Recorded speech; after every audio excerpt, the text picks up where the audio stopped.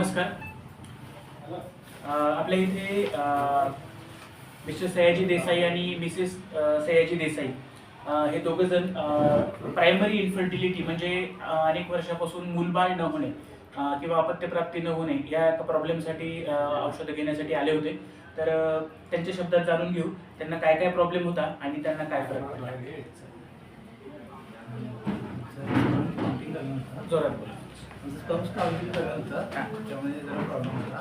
बाकी काय नाही आणि त्याच्यामुळे ब्लड जरा थोडं कमी होतं. तर आपल्याकडे जेव्हा हे आले मिस्टर देसाई आणि मिसेस देसाई तेव्हा त्यांच्या स्पर्म काउंटमध्ये स्पर्म मोटिलिटीमध्ये प्रोग्रेसिव्ह स्पर्म मोटिलिटीमध्ये खूप कमतरता आढळून आली. तर त्या संदर्भामध्ये आपण त्यांना पामोप्राश आहे, अश्वगंधा आहे, गोक्षूर आहे, शतावरी आहे, पामोवेदा आहे, पामोहिम ग्रॅन्युल्स आहे, हे सगळं कॉम्बिनेशन ऑफ मेडिसिन त्यांना दिलं.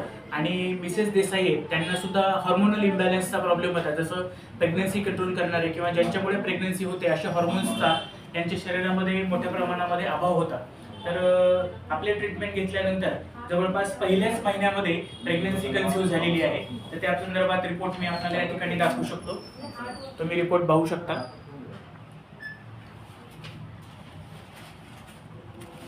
आणि UPT टेस्ट सुद्धा पॉझिटिव्ह या ठिकाणी दिसते.